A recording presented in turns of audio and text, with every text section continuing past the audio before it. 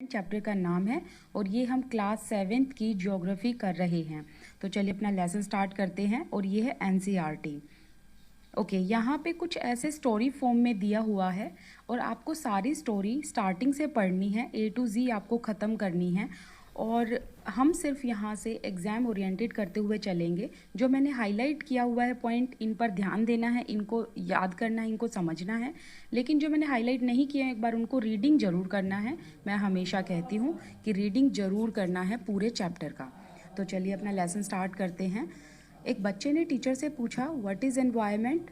तो टीचर ने कहा, जो भी आप अपने सराउंडिंग्स में देखते हैं और आप अपने चारों तरफ जो चीज़ें देखते हैं वही क्या होता है, एनवायरनमेंट होता है। तो बच्चे ने कहा, इसका मतलब स्कूल की बिल्डिंग, टेबल्स, चेयर्स, क्लासरूम, या फिर जो ये ओपन फील्ड हम देख रहे हैं जहाँ पर बच्चे खेलते हैं, या रोड, या फिर गार्बेज, या फिर उसका जो फ्रेंड है, क्या ये सभी एनवायरनमेंट का पार्ट हैं? तो टीचर ने कहा, यस, ये सभी क्या हैं, एनवायरनमेंट का पार्ट हैं। लेकिन कुछ ऑब्जेक्ट्स क्रिएट होते हैं नेचर के थ्रू, नेचुरली होते हैं, और कुछ क्रिएट किए जाते हैं ह्यूमन से, लोगों ने क्रिएट किए हुए हैं। अब नेचुरल की बातें कर लेते हैं, एक बार एग्जांपल देख लेते हैं। Mountains, reverse, trees and animals, ये क्या होते हैं, क्रिएटेड बाय नेचर। और जो ह्यूमंस ने बनाए हुए हैं, जो लोगों ने बनाए हैं, वो हैं roads, cars, clothes and books. Okay, अब यहाँ पे देख लेते हैं। एनवायरनमेंट हमारी बेसिक लाइफ सिस्टम को सपोर्ट करता है। अगर हम या तो नेचुरल की बात करें या फिर अगर हम बात करें ह्यूमन मेड की, दोनों तरीके से बनाए हुए जो एनवायरनमेंट में चीज़ें आती हैं वो सभी ह्यूमन की बेसिक लाइफ को क्या करती हैं, सपोर्ट करती हैं। देखिए, जैसे अगर एयर की बात करें, एयर को हम क्या करते हैं, हम ब्रीदिंग करते हैं। वाटर को हम पीते हैं, हम पानी पीते हैं। फूड हम खाते हैं, हम इनटेक करते हैं। और लैंड, यहाँ पर हम क्या करते हैं, हम रहते भी हैं और एग्रीकल्चर भी करते हैं। ओके, क्वेश्चन अब ये आता है कि ह्यूमन बींग्स कैसे मॉडिफाई करते हैं नेचुरल एनवायरनमेंट को। जैसे कि जो कार फ्यूम्स होता है, मतलब फ्यूम का मतलब होता है स्मोक, तो जो कार का स्मोक होता है वो एयर को पोल्यूट करता है। और अगर हम जैसे लैंड की बात करें तो यहाँ पर लोग क्या बनाते हैं, फैक्ट्रीज़ बनाते हैं। इंडस्ट्रियल एरिया जब ओपन होता है तब भी वहाँ से स्मोक निकलता है, या फिर जहाँ पर इंडस्ट्रियल एरिया बनाया जाता है फॉरेस्ट को क्लियर किया जाता है।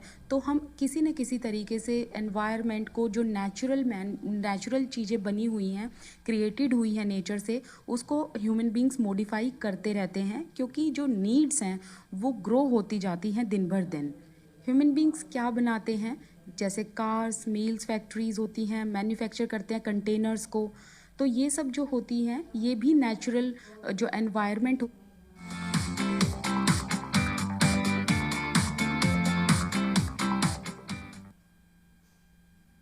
होता है उसी को मॉडिफाई करके बनाई जाती हैं।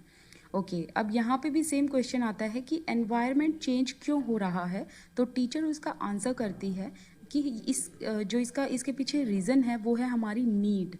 दिन भर दिन जो ह्यूमन बींग्स की नीड है वो ग्रो होती जाती है। अब हम एक बार इसको नेक्स्ट पेज पे कंटिन्यू करेंगे। तो जो ह्यूमन की नीड्स है वो इंक्रीज़ हो रही हैं डे बाय डे, इसलिए ह्यूमन बींग्स क्या करते हैं, अपने नेचुरल सराउंडिंग्स में जो भी चीज़ें देखते हैं उसको अपनी नीड के अकॉर्डिंग मॉडिफाई कर देते हैं। तो अभी तक जो भी हमने स्टोरी में पढ़ा उससे हमने क्या समझा कि जो place, people, think and nature, जो भी लिविंग ऑर्गेनिज्म को सराउंड करती है वो क्या कहलाती है, एनवायरनमेंट कहलाती है। और एनवायरनमेंट किसका कॉम्बिनेशन है, natural and human made phenomena का। कुछ जो चीज़ें नेचर से क्रिएटेड हुई हैं और जो चीज़ें ह्यूमन बींग्स ने बनाई हैं। और नेचुरल में भी हम दो भागों में बांट लेंगे नेचुरल एनवायरनमेंट को, बायोटिक एंड एबायोटिक। आप इसको कैसे समझेंगे, एनवायरनमेंट को हम दो भागों में बांटेंगे, natural and human beings. H मैंने यहाँ पे लिखा है मतलब ह्यूमन बींग्स, एन का मतलब यहाँ पे है जो नेचुरल क्रिएटेड होती हैं। तो नेचुरल जो बनी हुई चीज़ें होती हैं उसमें भी हम दो भागों में बांट लेंगे, एक तो होती है एबायोटिक और एक होती है बायोटिक। ठीक है, ए से एबायोटिक एंड बी से क्या बन गया यहाँ पे, बायोटिक। ठीक है, अब हम इसको समझेंगे। ये थोड़ा सा मैंने आपको डायग्राम समझाया है ताकि आप कंफ्यूज ना हो। तो बायोटिक का मतलब, बायो का मतलब क्या होता है, जो लिविंग थिंग्स होती हैं, बायो। ठीक है, और अबायो का मतलब जो लिविंग थिंग्स नहीं होती हैं। तो बायोटिक का एग्जांपल जैसे प्लांट्स, एनिमल्स, हम भी इसमें आ जाएंगे, माइक्रो ऑर्गेनिजम्स भी आ जाएंगे। और एबायोटिक में जैसे कि लैंड, एयर, ये सब चीज़ें जो जीवित नहीं होती हैं। ठीक है। और एक बार आप इसका ये डायग्राम जरूर देख लेना। ओके, यहाँ पे बात करते हैं अभी एनवायरनमेंट एक फ्रेंच वर्ड से लिया गया है, एनवायरनर, या फिर एक सेम ही आई थिंक ये प्रोनाउंस होगा एनवायरनर, I don't know how to pronounce it, आप एक बार चेक कर लेना। इसका मतलब होता है नेबरहुड। अब यहाँ पे बात करते हैं नेचुरल एनवायरनमेंट की। Land, water, air, plants and animals, ये सब किसका पार्ट है? नेचुरल एनवायरनमेंट का। तो अभी हम इनको कुछ स्फीयर्स में बांट के पढ़ेंगे, जैसे lithosphere, hydrosphere, atmosphere and biosphere. अब इसकी वन बाय वन इनको पिक करते हैं और इनको पढ़ते हुए चलते हैं। लिथोस्फीयर की बात करते हैं। ये एक अर्थ का सॉलिड क्रस्ट है या फिर एक हार्ड टॉप लेयर जो अर्थ की होती है, उसी को क्या कहा जाता है? लिथोस्फीयर। और अगर मैं नॉर्मली बताऊं तो जिस ज़मीन पर हम चलते हैं वही क्या होती है? लिथोस्फीयर होती है। ये किससे बनी हुई होती है? रॉक से। और आपको पता है मिनरल से कवर्ड है हमारी अर्थ, तो यहाँ पर क्या मिलेंगे आपको? रॉक से बनी हुई होती है, मिनरल से बनी हुई होती है, एंड कवर होती है एक थिन लेयर ऑफ सॉइल से। और जो भी लैंडफॉर्म्स होती हैं ये रेगुलर तो होती नहीं हैं, ये तो इर्रेगुलर सरफेस है। अर्थ का सरफेस रेगुलर नहीं है, ये इर्रेगुलर है। यहाँ पर बहुत सारी लैंडफॉर्म्स आपको देखने को मिलेंगी, जैसे माउंटेन्स दिखेंगे, प्लेट्योज भी आपको देखने को मिलेंगे, प्लेन्स भी बने हुए हैं, वैलीज भी बनी हुई हैं। लिथोस्फीयर एक वो डोमेन है, एक वो पार्ट है जो हमें फॉरेस्ट प्रोवाइड करता है, जो हमें ग्रासलैंड प्रोवाइड करता है, जिससे हम अपने एनिमल्स या पास्चर ग्रेजिंग करा सकते हैं, और जो हमें लैंड प्रोवाइड करता है जहाँ पर हम रहते हैं एंड जहाँ पर हम एग्रीकल्चर भी कर सकते हैं, एंड ह्यूमन सेटलमेंट जो कि बताया मैंने, जहाँ पर अपने हम घर बनाते हैं। ठीक है, तो लिथोस्फीयर हमें ये चीज़ें प्रोवाइड करता है। और लिथोस्फीयर सोर्स है एक मिनरल वेल्थ का। आपको यहाँ पे जैसे भी आपको पता है ना कि जब ज़मीन के अंदर जो प्लांट्स होते हैं उसकी रूट्स होती हैं, तो वो वहाँ से मिनरल कैच करते हैं, तो यहाँ पे सोइल के अंदर मिनरल्स हैं। ओके, अब जो भी वाटर का डोमेन होगा, जो भी वाटर का पार्ट होगा, वो हाइड्रोस्फीयर कहलाएगा। और इसके अंदर क्या क्या कंसिस्ट होता है? Various sources of water. Water के जितने भी सोर्स होते हैं वो इसके अंदर आएंगे, या different type of water bodies, जैसे कि river, lake, seas and oceans, ये सब किसका पार्ट है? हाइड्रोस्फीयर का, and it is also very important for living organisms. अब हम बात करेंगे एटमॉस्फेयर की। देखिए एटमॉस्फेयर क्या होता है? एक थिन लेयर होती है एयर की, राइट। और ये किसके सराउंडिंग होती है? अर्थ के, पृथ्वी के। तो देखिए जैसे ये हमारी पृथ्वी है, आप मानेंगे इसे, और यहाँ पे ये चारों तरफ थिन लेयर एयर की मिलेगी, बिल्कुल इसके चारों तरफ। और ये किसके फोर्स के थ्रू चारों तरफ घिरी हुई होती है? ग्रेविटेशनल फोर्स के थ्रू, मतलब एक गुरुत्वाकर्षण बल जिसे बोलते हैं, उसकी वजह से ये चारों तरफ अर्थ इसको होल्ड करके रखती है। अब होल्ड तो करती है, ठीक है, लेकिन इसका काम क्या है? इसका काम है हमें जो सन की जो हार्मफुल रेज होती हैं उससे ये हमें प्रोटेक्ट करती है, हमें बचाती है, जिसको हम अभी नेक्स्ट पेज पे कंटिन्यू करेंगे। ये हमें हार्मफुल रेज से क्या करती है? प्रोटेक्ट करती है। और स्कॉर्चिंग हीट, जो बहुत तड़कती हुई गर्मी जिसे कहते हैं, उससे हमें बचाती है।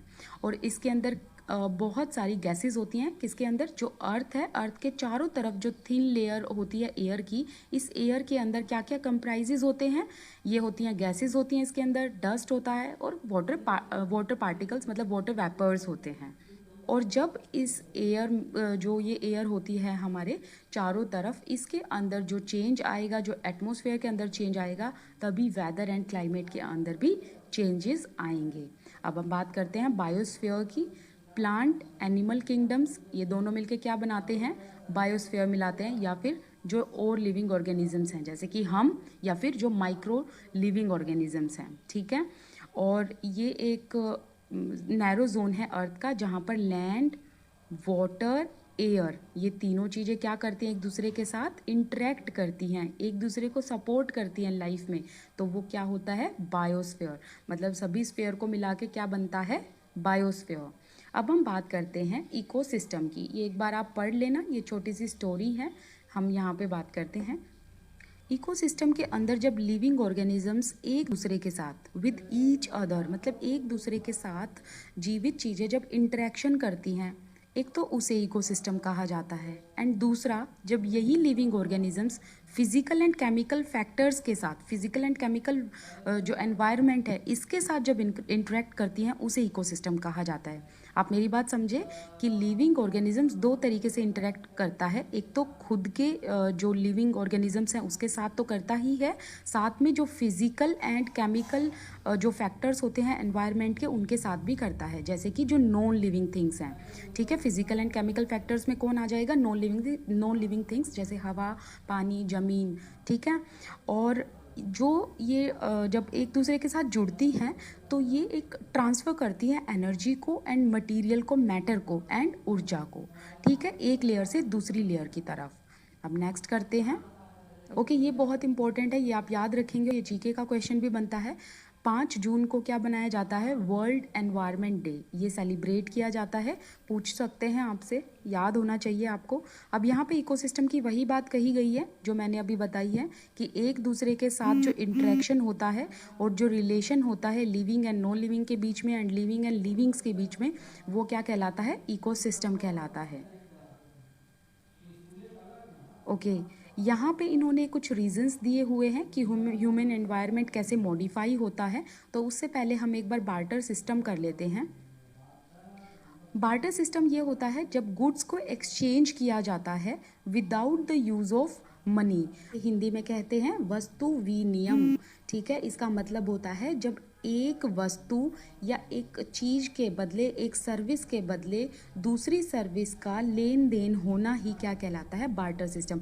अब ये बहुत पुराना मेथड है, इसको जब इन्वेंट किया गया था, जब उस टाइम पे मनी को इन्वेंट या जो रुपए थे उस टाइम पर इन्वेंट नहीं हुए थे। ओके, अब यहाँ पे करते हैं ह्यूमन बींग्स ने एनवायरनमेंट को कैसे मॉडिफाई किया। देखिए, ह्यूमन बींग्स ने एनवायरनमेंट को मॉडिफाई किया अपनी नीड के अकॉर्डिंग, जब जब उसको जिस चीज़ की आवश्यकता हुई है। जैसे कि अर्ली ह्यूमन बींग्स की अगर हम बात करें एंशियंट टाइम पे, उन्होंने नेचर के अकॉर्डिंग अपने आप को अडेप्ट किया था। ठीक है, आप ये चीज़ समझना, उन्होंने अपने आप को अडेप्ट किया नेचर के अकॉर्डिंग। लेकिन आज के टाइम पे ऐसा नहीं है। अब आज के टाइम पे एनवायरनमेंट को अपने अकॉर्डिंग ह्यूमन मॉडिफाई कर लेते हैं। ठीक है, ताकि वो लोग एक सिंपल लाइफ जी पाएँ, राइट। और आज के टाइम पे अगर देखा जाए तो जो टाइम के साथ जो हमारी आवश्यकताएं थी, जो नीड्स थी, वो ग्रू होती गई, मतलब आगे बढ़ती गई, तो नए नए इन्वेंशंस भी आते गए। जैसे ह्यूमन बींग्स ने बहुत सारी चीज़ें सीख ली, एनवायरनमेंट को फिर उस हिसाब से मॉडिफाई किया, जैसे कि क्रॉप्स वगैरह ग्रो करना स्टार्ट कर दिया, एनिमल्स का डोमेस्टिकेशन करना स्टार्ट कर दिया और एक सेटल्ड लाइफ जीना स्टार्ट कर दिया।